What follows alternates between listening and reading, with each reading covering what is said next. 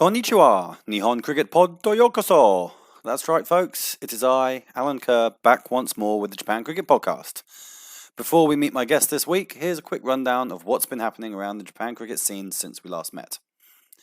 In Division 1 of the JCL, I mentioned previously that the Tokyo Rangers had moved to the top of the table, and there they remain after a crazy performance against the Tokyo Wombats down at Fuji last weekend. Rangers racked up an incredible 455 for 5 in their 40 overs. There was 100 for Saqib Hassan, and 4 other guys made half-centuries, with 2 of them striking at better than 300. Madness. Needless to say, they won the game by a mere 251 runs, thanks to a first 5-wicket haul of the season for Malinda Sanjaya, who took 5 for 24, but amazingly it was not enough to get them a bonus point.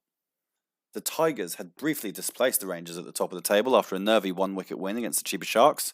Usual captain for the Sharks, Dougal Bedingfield, was absent, away doing a coach-educator course in Fiji, which sounds like a tough gig. And they missed his runs as the Tigers knocked them over for just 164. Ajay Thakur then made 67 in the chase, but his dismissal in the 39th over meant the Tigers were 9 down with 5 runs still needed. They scraped home, and the Tigers remain unbeaten this season. Paddy Foley's grabbed another win thanks to a fine solo show from Zahid Ullah. He took 4 for 33 to bowl out the Alpha Quashers for 176, and then hit a 35-ball 54 not out to help Paddy's to a 7-wicket win and a bonus point. The men in blue also continue to impress. They sit second in the table after a reduced overs win against the Rising Stars. Batting first, they made 285 for 5 in their 33 overs, with a couple of big partnerships. First, 149 between Saurav Baumik and Rahul Kool, who both made half-centuries, and then 113 in 76 balls between Ankit Panwar and friend of the podcast, Abhiprey Dewan, who walloped 68 from just 27 balls. Akshay Hedge then took the best figures of the season so far with 6 for 40 to bowl the men in blue to a 56-run win.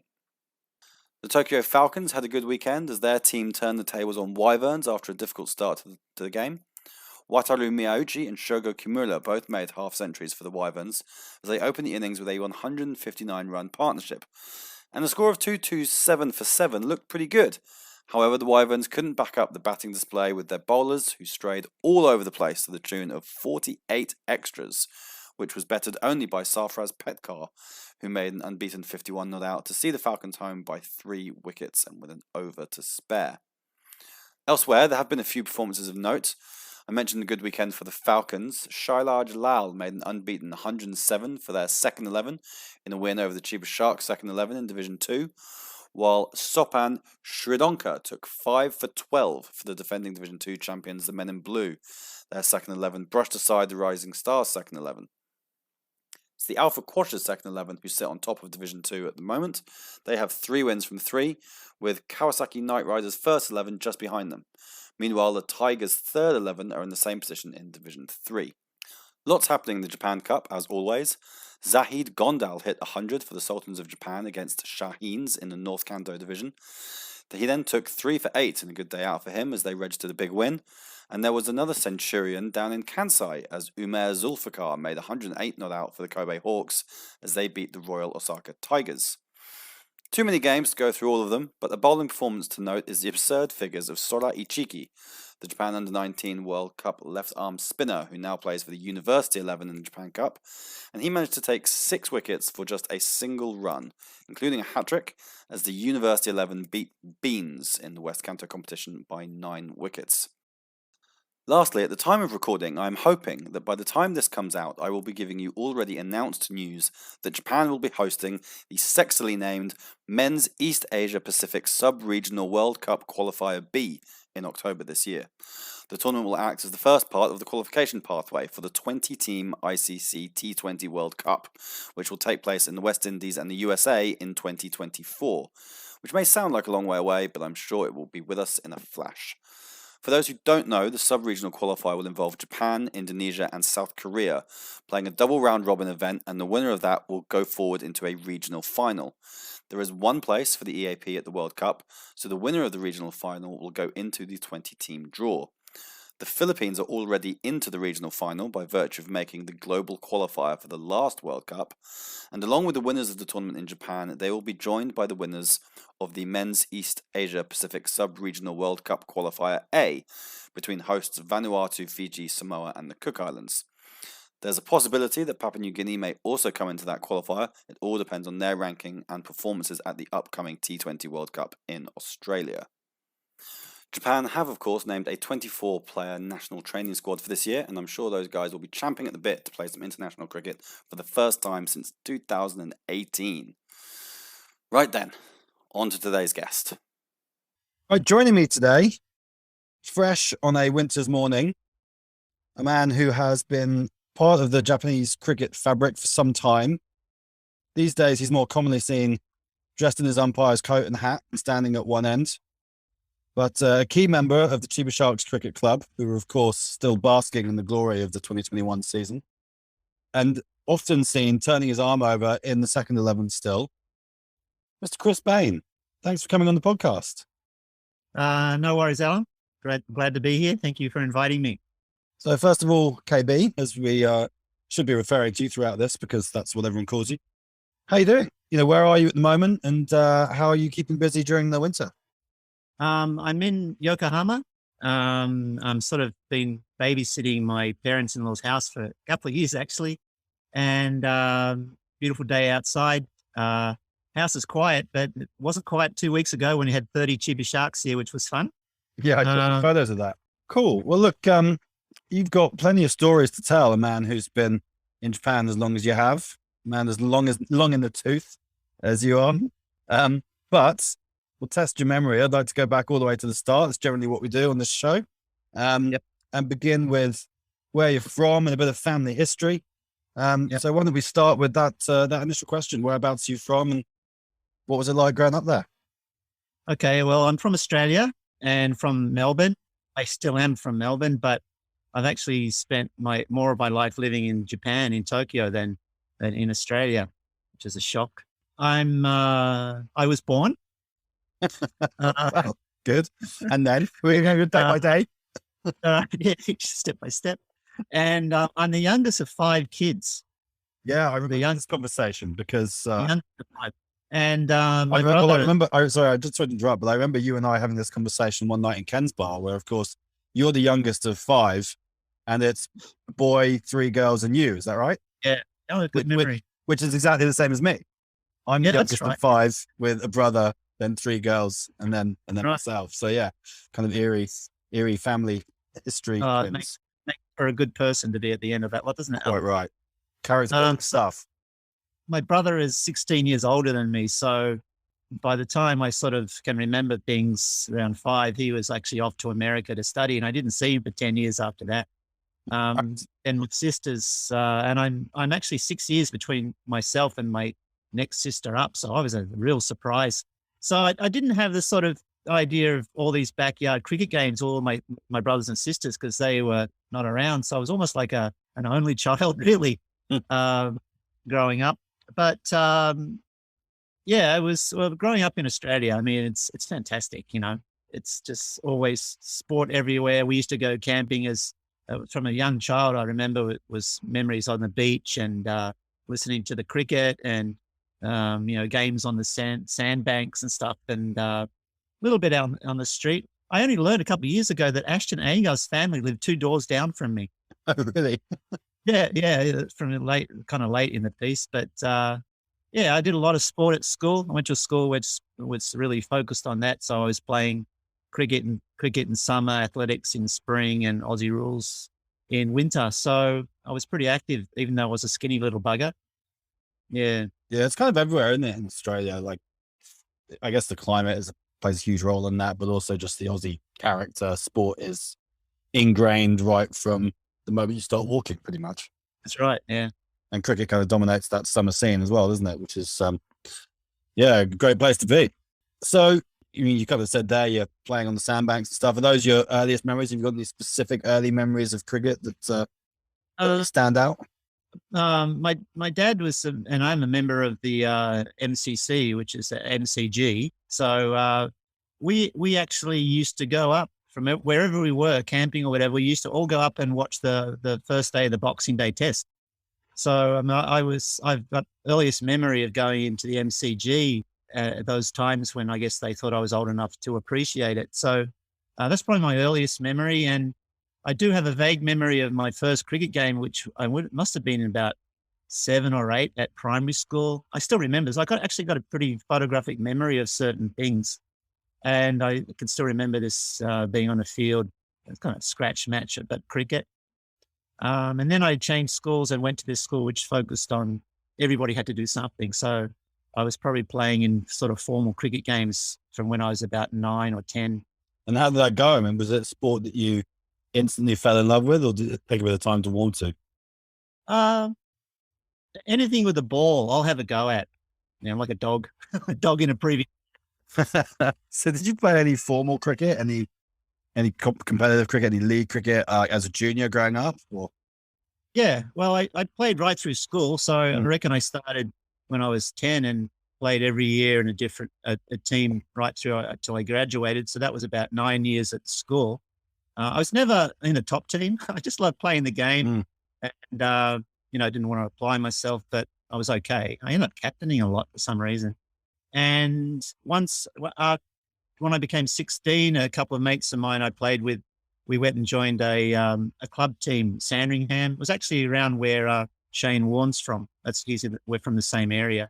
So I'd play mornings school games somewhere in Melbourne, and then with my best mate, who was bowler and I was a batter, and we jump on a train or somewhere and go back to the club and play in the thirds or something in the afternoon. So it was full on. Saturday was just cricket right through summer, really. And what was that playing environment like? I guess you're playing with adults from quite a young age then. Yeah. Oh, yeah. In the club teams, yes. Adults, and some of them stinking of beer, are actually still drinking beer when they got to the ground, and some old guys, and it was full on as an under 16 playing against men. Yeah, eye-opening. But did you find that, I mean, you'll have to tell us, was it a friendly environment? Were people like nurturing to the young kids, or was it tough and they're out there to these grizzled old guys kind of hardening you up a little bit? Bit of everything there. Yeah, I think the older guys would, kind of yell at you if you didn't back up when the throw or something like that. So there was, I wouldn't call it coaching. It was a learning experience. You learn fast, and they would, some guys would school you and stuff like this. School or scold maybe was the was the combination. General approach. And the other thing, yeah, you get some pretty nasty guys actually. Yeah, I bet you do. Yeah, that's what wickets. Okay, so then you mentioned previously you've been in Japan longer than you were in Australia. So when did you come over here, and what brought you over here?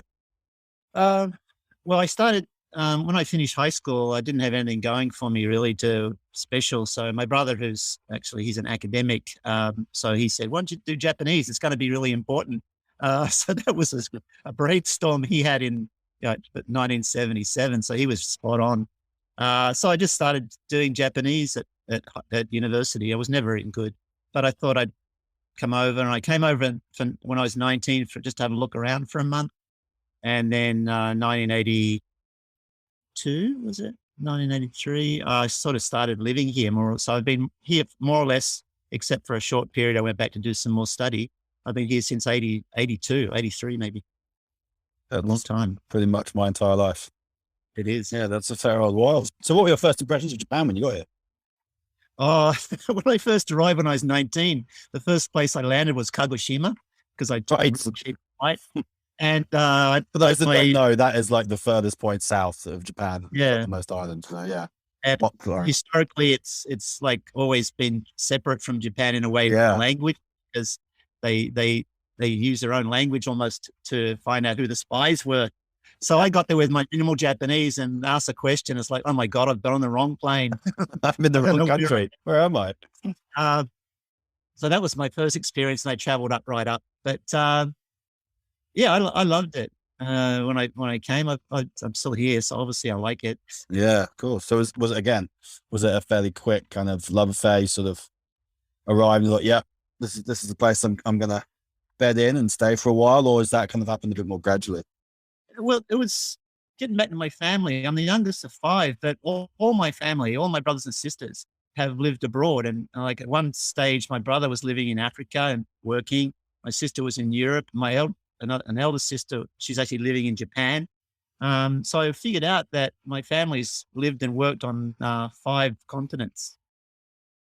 Everywhere it's Antarctica and South America. Well, it's not too late to tick those boxes, mate.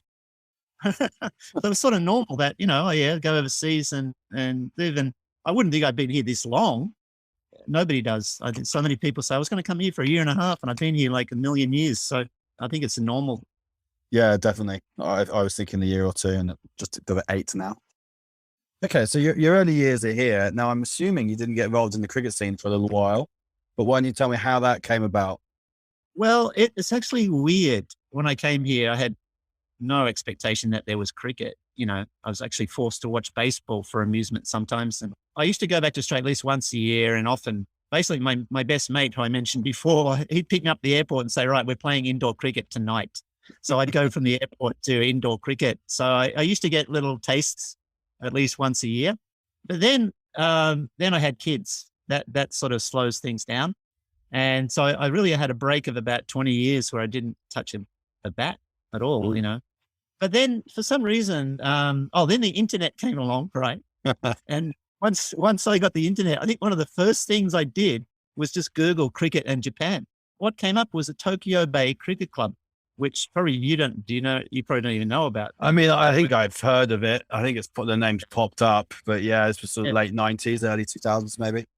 Yeah. So anyway, this Tokyo Bay Cricket Club popped up, and I sent an email, and actually the guy somebody who answered me didn't live very far from me.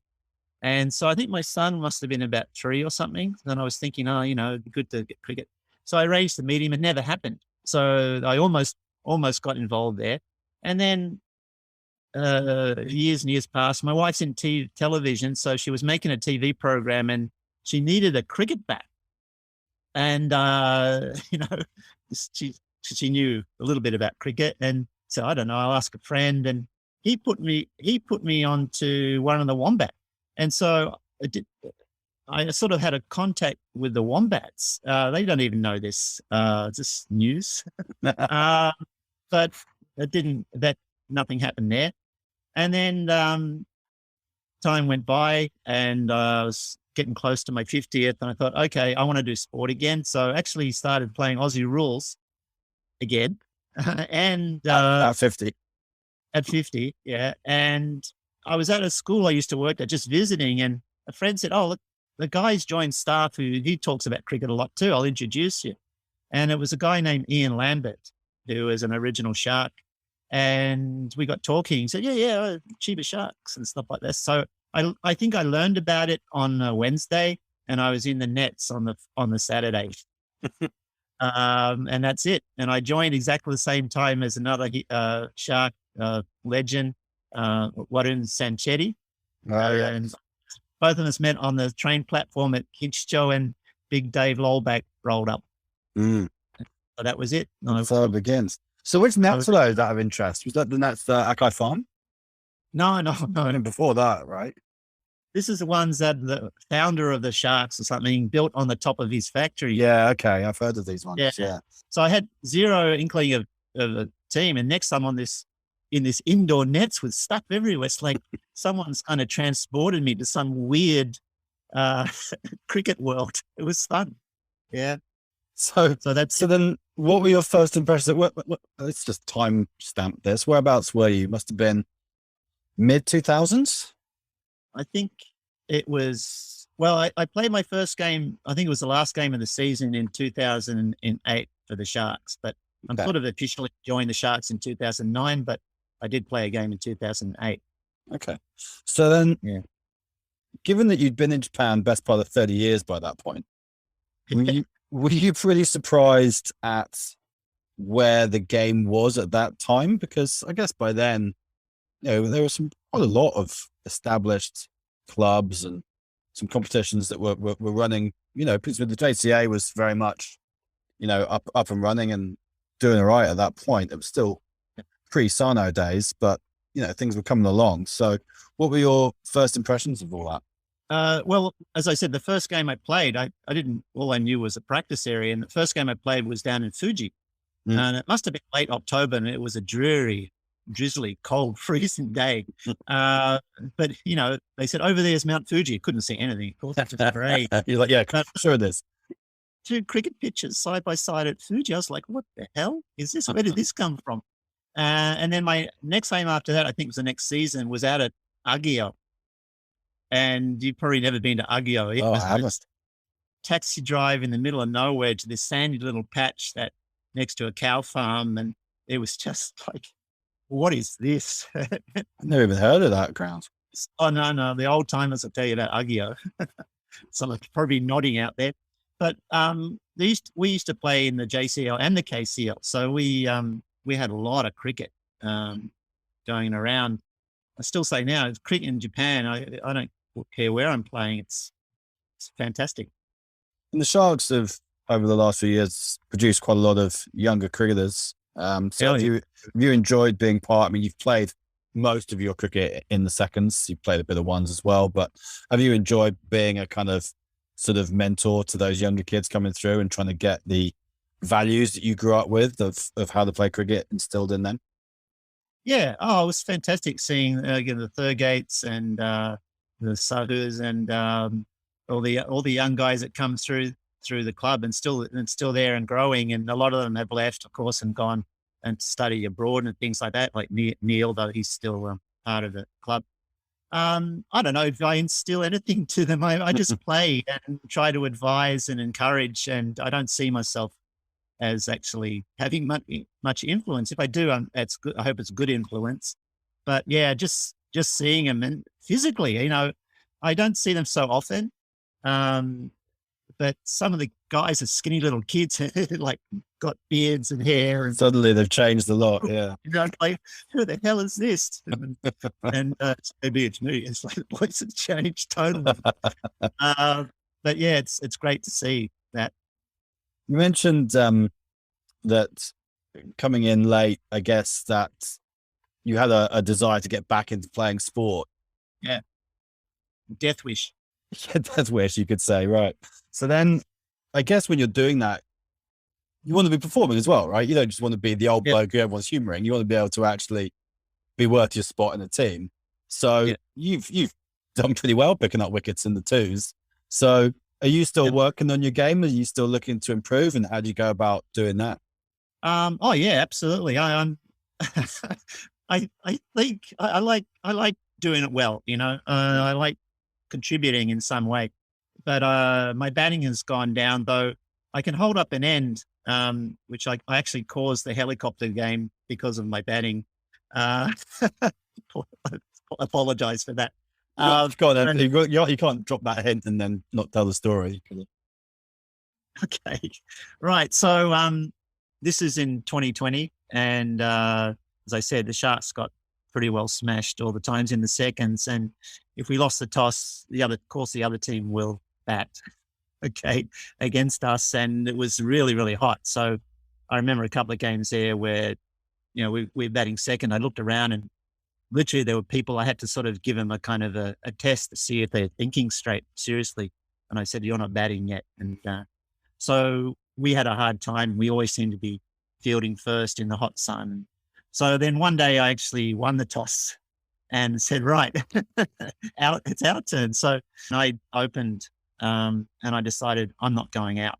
And so I batted for quite a while. I think I made 6 runs, but batted like almost 30 overs or something ridiculous. And so the whole idea was, at least if we had a chance to sort of wear the team out a little bit, which is what's happened to us. And then it came the break, and then I heard this poor fella coughing, and it didn't sound very good in the other team.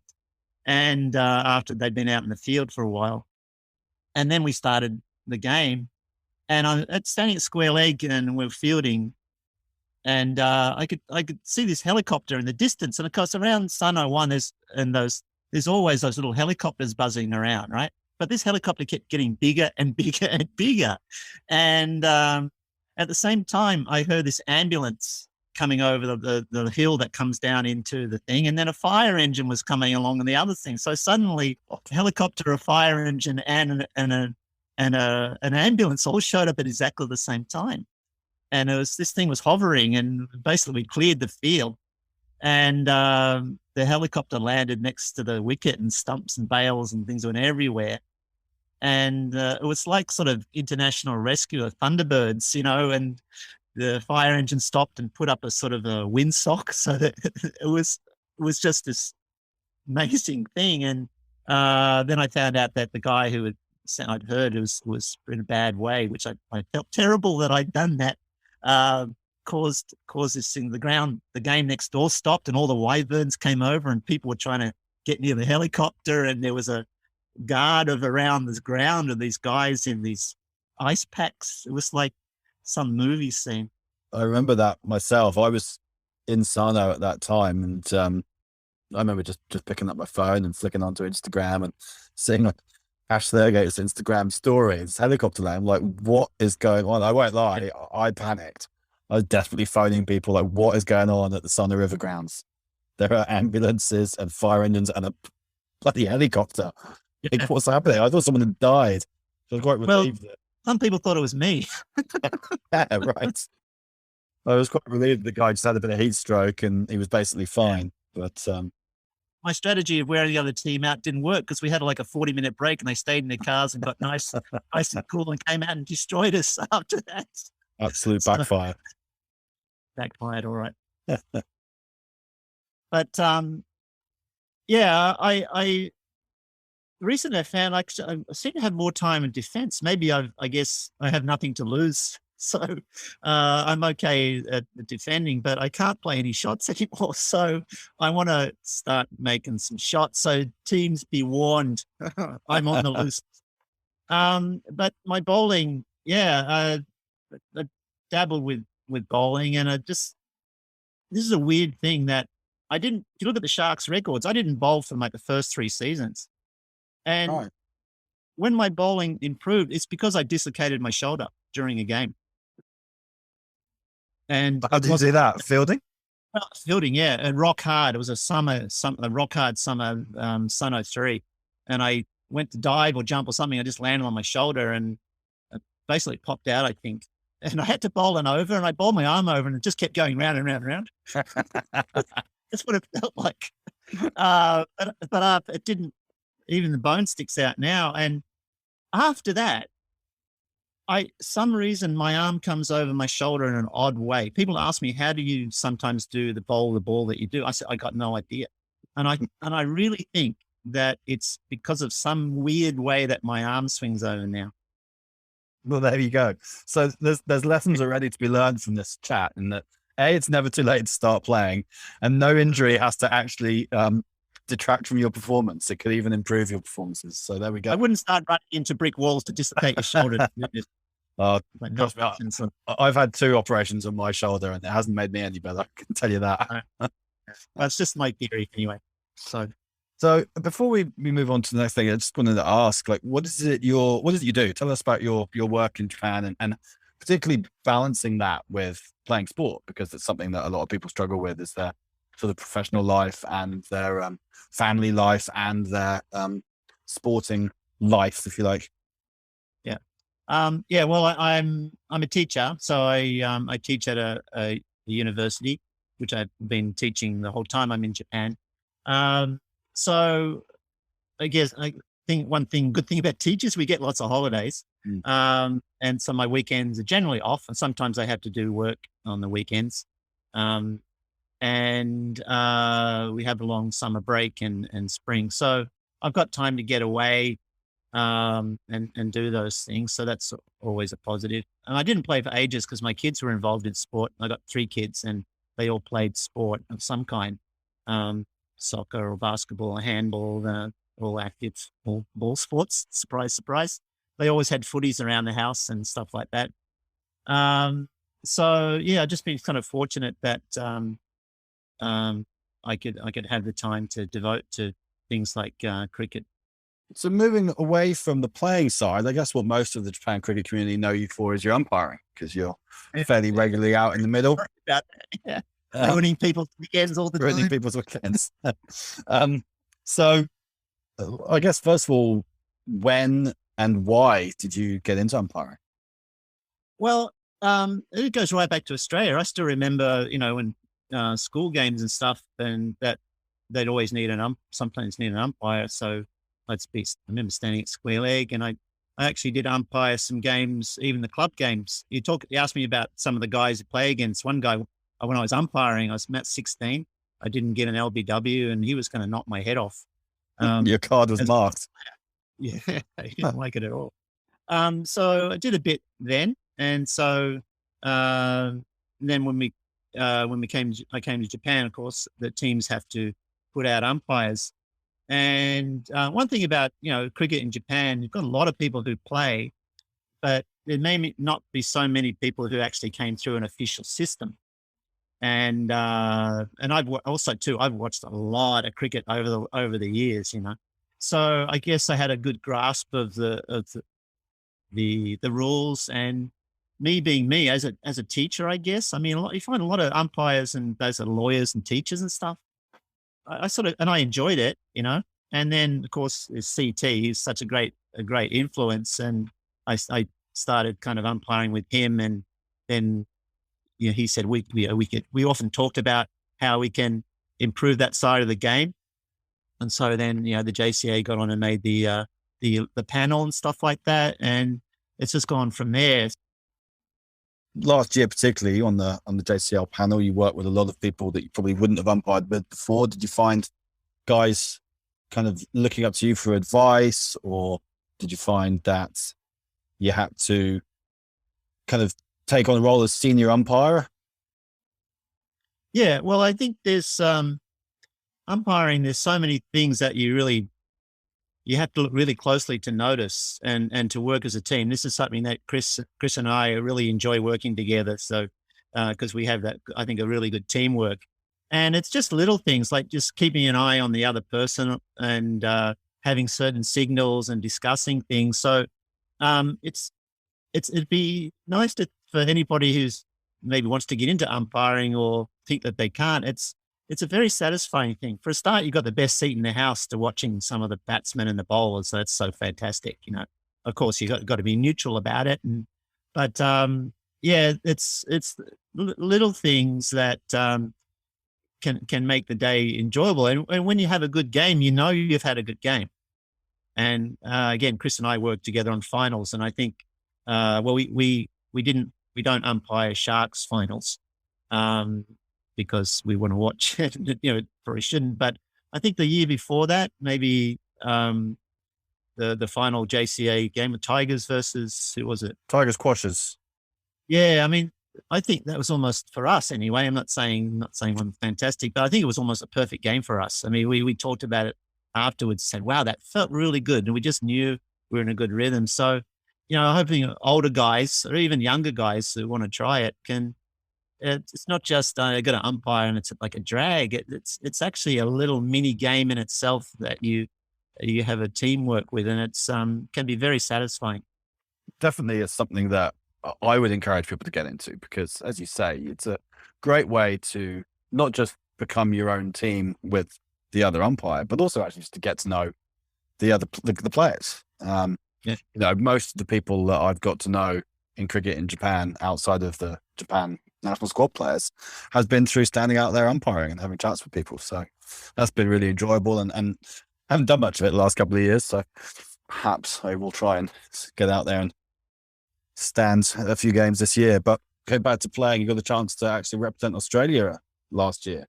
In the Embassy Cup.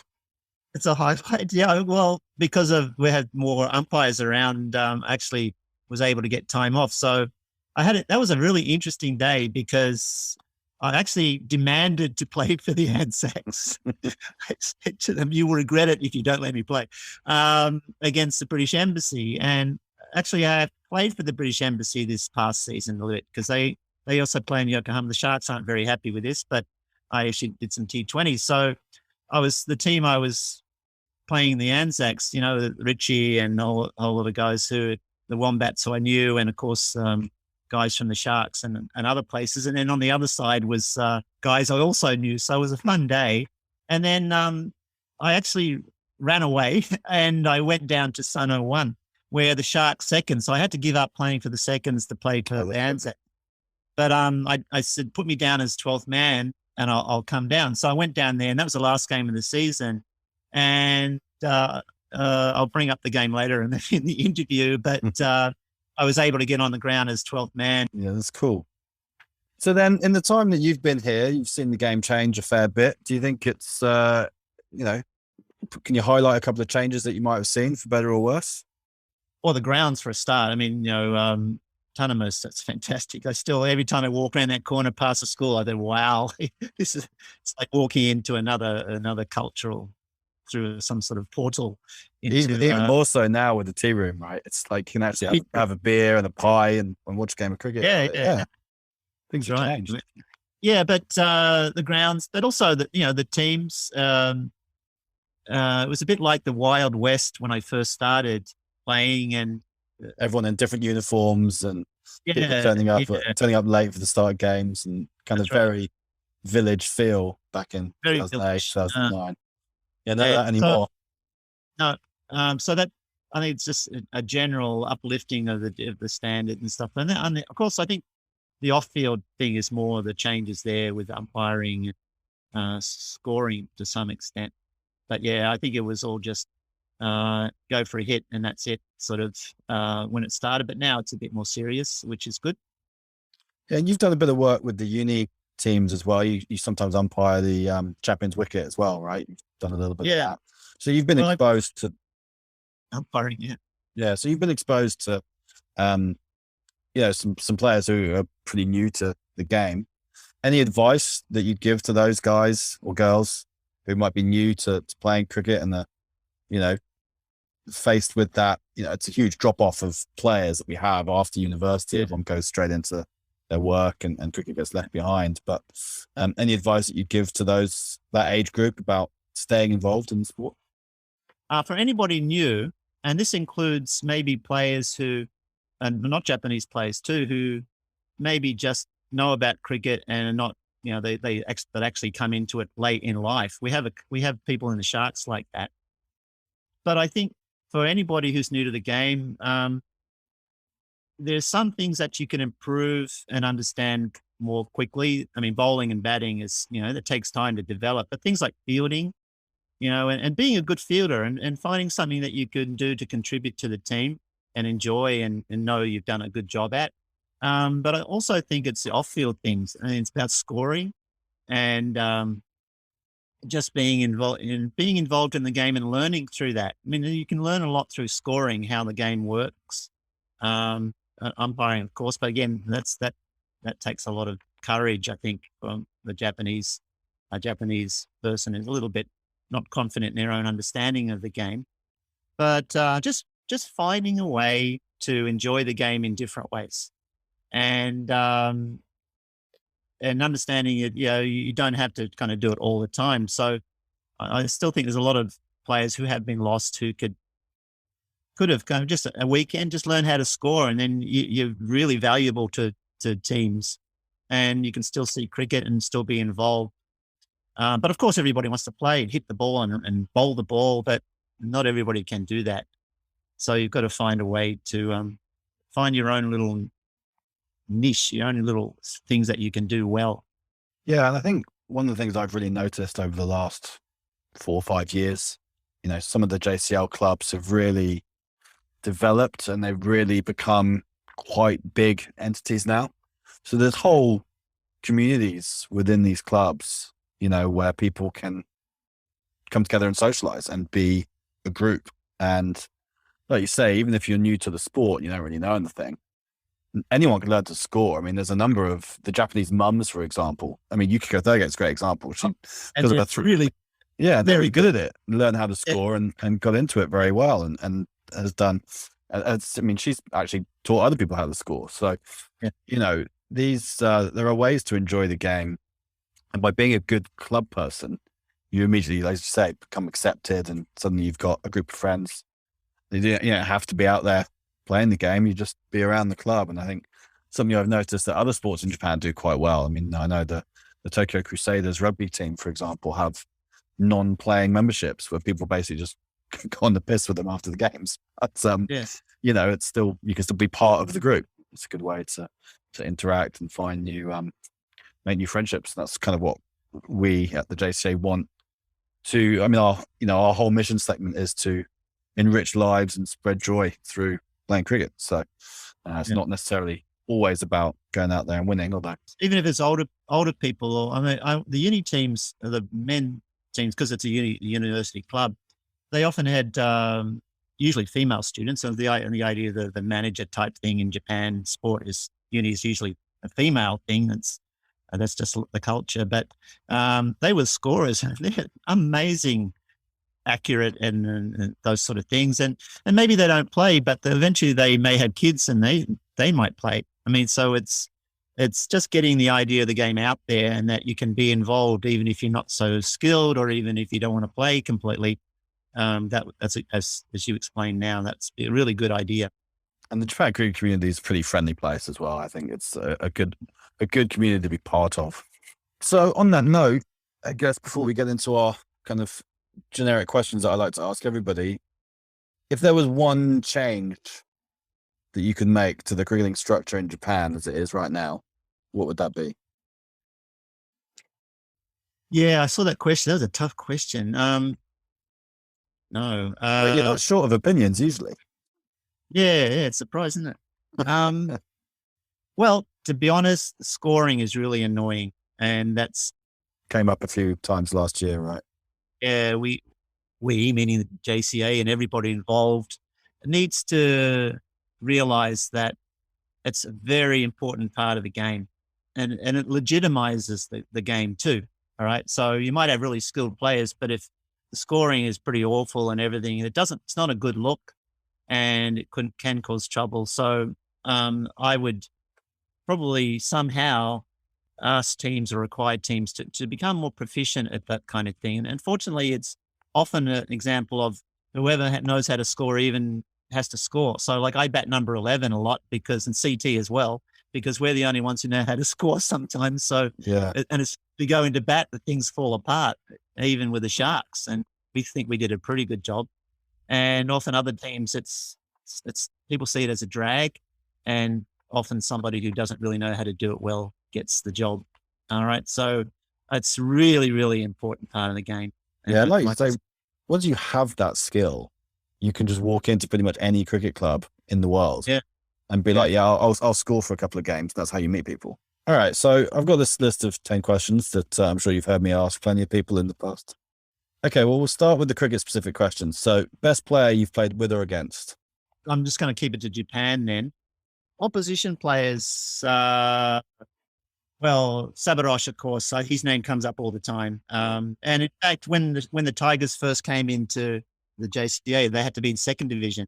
And so we did play against those guys in a final, I think, the seconds, and myself. And yeah, I don't think he took us apart. Like he was just warming up perhaps, but I've seen him from the umpire's point of view, from standing at the end of the pitch, watching him bat and watching him bowl. So skill wise, yeah. And just his passion for the game, and he's in the field as well. He's an all round cricketer. So he's probably the best opposition.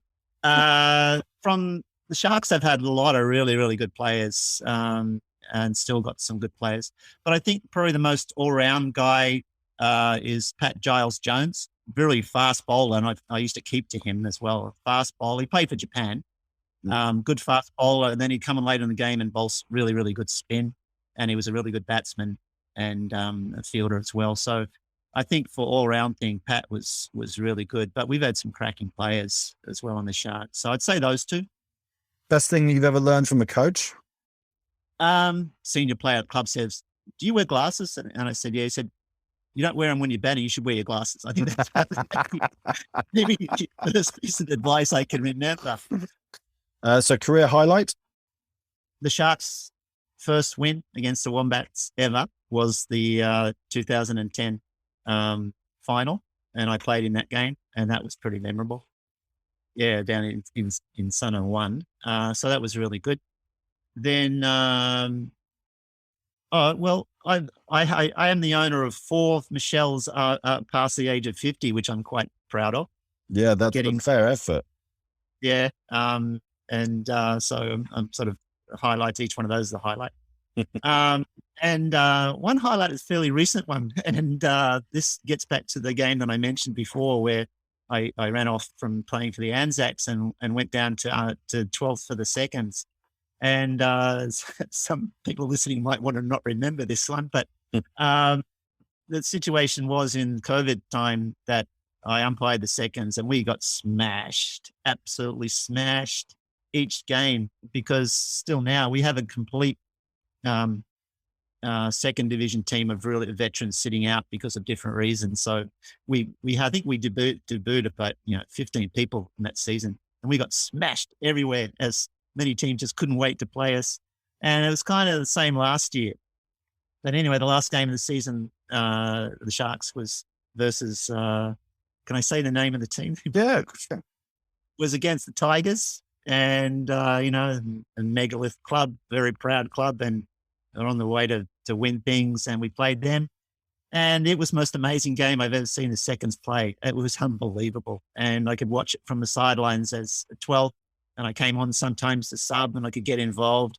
I'm kind of glad that I wasn't playing, because I'd be scared that I'd got a late run. So just to watch that team win and how they won it, and Erica was captain, but it was just so fantastic to see those players who I played with after so many years of getting smashed around to win a game. It was like we won the World Cup. I mean, it was seriously over the top. So that was a real highlight for me to see my teammates win. That's the kind of thing that it keeps you playing sport, right? It doesn't matter if your team generally is, struggling. You're always going to have those moments in any sport, where you come off, well, that went well, I did that well. And then when it all comes together and you get a team victory, that's what makes team sports so special, right? Because you will celebrate together. Yes. So those are the highlights. On to the lowlights. Is there any loss that still particularly annoys you, or is there any cricketing regret that you hold? Loss. Yes. Next question. Not going to regale us with that story? No. Oh, shame. Any cricketing regret?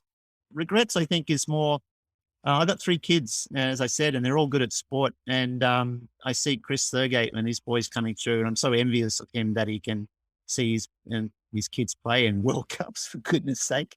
2 of them. And that's sort of, I would have liked one of my kids or some of my kids to get involved in cricket. I'm still working on my daughter. Have you had any, or have you seen any particularly amusing things happen on a cricket field? I'm sure that you have. Yeah. I think there's 2 of them stand out. One of them was actually during warm-ups, and a player who shall remain nameless, in the warm-up for one game, we were hitting high balls, and he went for one, and as he was running, his pants fell down. His ankles. They still managed to stay upright and catch the ball, but minus his decks. I think the funniest thing I remember is actually a couple of Embassy Cups ago, where it was actually, he's a Shark, Leon Mealing. It's a junior. He was playing for the British Embassy, and I think I was umpiring the cat. He was at sort of cover or something. Ball went up, and he sort of stumbling backwards, and he sort of losing his balance as it sort of hit him, and the ball went up in the air. He will flatten his back, and the ball came down and hit one of his legs, which was going up. The ball went straight up again and landed, sort of flattened his back right in the middle of his chest, and he took the catch. And we could not have, even CG wouldn't have been able to do that. But that was pretty funny. Favorite teammate? Yeah, I can't say a favorite. I got so many, Too many. Oh yeah. The older Sharks, we have so much fun. Someone like Anton Lloyd Williams is so funny on the field with things happening and different personalities. Dave Lawback on the field too is so serious in many ways. And Kris is so calm. So it's the dynamic of some of the older guys in the Sharks is just hilarious. And more recently, I have to mention Erica because she mentioned me. She is such a brave lady. I mean, she's just amazing with what she does and what she's willing to try on the field, and so brave. So it's always fun to play with here with Erica too. Yeah, Erica's been pretty inspirational. Some of the stuff she's been doing. It's been great to see. Favorite format to play and to watch? Test, then test. Spot on. Is there anywhere that you'd especially like to play cricket? Grounds, not so much. I won't play. I would watch. I'd like to. I think down in Cape Town might be fun to watch a game there. Backgrounds. I had this weird idea. I'd like to go to Sri Lanka because I love Asia and love traveling and stuff in Sri Lanka. And I just had this thing of if I could get in touch with cricket teams around Sri Lanka, I could offer to umpire and games while I travel. But I don't know if that would work very well. So have you watched cricket overseas at all? No. The only international cricket I've ever seen is at the MCG. Okay. I've never watched it in Sydney. Been to any other ground in Australia. And Sana, of course. And I'm sorry, yes, and Tunama. Two international cricket grounds I've been to as Tunama and the MCG. Goodness me. All right. I've seen amazing things at the MCG. My last cricket-specific question. Is there one innings or bowling performance played by someone else that you wish you could have played yourself? Well, as a kid, I mean, I was 14 when in 1974 when Lee and Tomo were going at it. So everybody was either Tomo or Lily at that stage. So yeah, it'd be nice to be Dennis Lilly for a while. You wouldn't it? Yeah, I reckon he had quite a lot of fun. All right, so to finish off, I usually go with some Japan-specific questions. So all right, you've been here for 40 years. Favorite thing about Japan? Yeah, it's a number of things. I mean, all the people I get on Japanese people and suit my character, I guess. I'm a bit kind of don't get too fussed about things. So the people are really good. Made some really nice friends here, and raising a family here is good. Very, very safe. I think other people have mentioned that. And the food, I just love Japanese food too. So that's another thing. And while we're on people, I want to give you a chance to tell another story, because this story has been told on the podcast already from the other person's perspective. But I would like to get your take on it, because I think this is great. On how you first came into contact with one of Japan cricket's biggest and most effervescent characters, the number one groundsman, Yoshitaka Ihara. Yoshi, yes. Well, Yoshi's been playing for the Wyverns for as long as I've been playing for the Sharks, and playing against them once when I was at Square Leg in the game, and I was wearing an Essendon. Essendon is a football team in Australia, Melbourne, famous Essendon hat. And he said to me, "Oh, you're a Bombers." This guy next to me said, "Oh, you're a Bombers fan." So that's interesting. This guy knows, the Japanese guy knows about Aussie rules football. I didn't think much of it. And then it was about the same time as the Japanese women teams got going, and there was a single. Somebody made a song. Some pop star had a song. There was posters of the Japanese women. And anyway, I work at a women's university, so I had one of these posters outside of my door. I just put it on the door of my office. And one day there's a knock on the door, and I opened it up, and there's a guy there. I said, "I know this guy. I knew his face." And people often from companies visit. You buy books as a university professor, and I said to him, "Oh, I'm sorry if I haven't paid you. The check is in the mail," sort of thing. So I thought he was a representative to ask for money, right? So, because he looked familiar, and I thought I knew this guy. And he says, "Oh no, my name is Yoshihara." This, and he gave me his meishi, and then he's agitated, and he couldn't help himself. He says, "Why do you have a picture of the Japan national women's team on your office?" And I said, "Well, I play." And he looked at me. He said, "I play too." And I said, "Who do you play for?" He said, "Wyverns." I said, "Sharks" at the same time. He's like, "Oh, I know this. Oh, that's why I know this person. I play cricket against him." And so anyway, I invited him into my office, and so he was a book representative at that time, not a famous groundsman and TV personality. So anyway, Yoshi then he used to come back to my university almost every week. And This is the part of the story that I really like. so he's got these universities he goes to sell books, but he show up to my university almost very often and come in and we just talk cricket and football and have a good time and a cup of tea. I never bought one book from him, which is why he's probably a groundsman now. I think this did lead directly to Yoshi's end of Tokyo salaryman lifestyle. That's my fault too now, is it? Oh, no. Yeah. So that's the Yoshi story. It's pretty funny. I do like that one. Okay, so back to Japan. Any one place in particular that a visitor must go to? Well, I've been in a lot of places in Japan. Actually, during the Olympics, I boycotted the Olympics because I was against the Olympics. I had to say I didn't watch anything, even Australian. I just ran away, and I ran away to Shikoku in my car, and I traveled around that area bit on the mainland for 3 weeks. And I have to say, Shikoku was the most amazing place, and it's not very big. You can see a lot of things in a short amount of time. So even Japanese people don't go to Shikoku very much. And so that's, if you got a week off and you want to see some real Japan still, I'd recommend Shikoku. You mentioned food. What is your favorite food? I have to say tempura. Love tempura. Get a bit like that. But it's a little bit hard for me to make, but I love tempura. Do you have any particular food that you have tried and cannot go near again? I've probably eaten just about everything. I'm always willing to try it if you put it in front of me, and if you try it first, of course. I've just, for you name it, I've probably tried it. But one food that I just couldn't even get myself to try is monjayaki. Well, it's okonomiyaki, but it's like the very soupy sort of porridgey looking mix, and it's very watery. And you put on the same teppan, same pan as okonomiyaki, and you get these little kind of spatulas, and you squash it out, and it kind of cooks, and you scrape it off, and you eat it. It just doesn't look right to me. Doesn't look like no, it doesn't look like food. So that's weird. I don't know. It's not the taste or anything. That's interesting. It doesn't strike me as a particularly offensive. Just doesn't look right to me. I've eaten insects, I've eaten frogs, I've eaten, you name it, but I'm not going to go near monja. Sorry. Enough. Okay, and you, as you mentioned, have been studying Japanese since you were a young man, and you work in a Japanese university.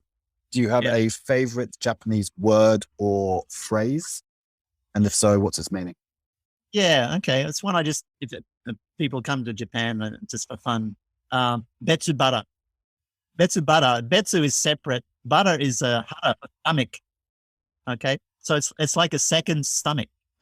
Right. And so, so betsu butter. So for example, usually what people would say if they've eaten too much and said, what about dessert? I can't eat anymore. Said, dessert? Yeah, got a betsu butter for that. All right. So it's having a second stomach when you're full that you want to eat something else, particularly desserts.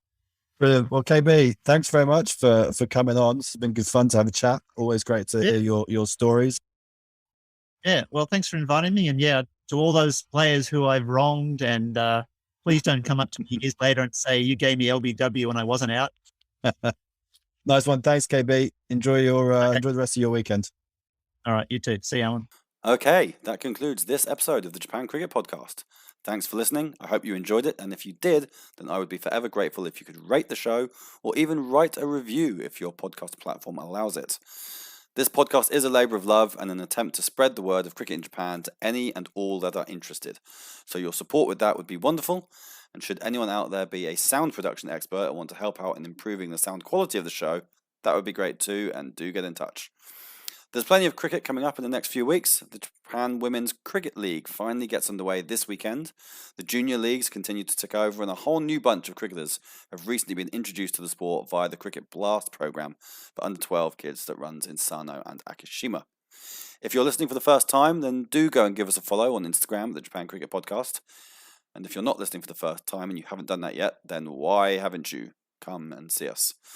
I do try to respond to any messages there as well, so feel free to send feedback about the show, the guests, and any ideas for future episodes or topics to discuss. Okay, that's all from me. Thanks again, and until next time, all the best and otsukare sama deshita.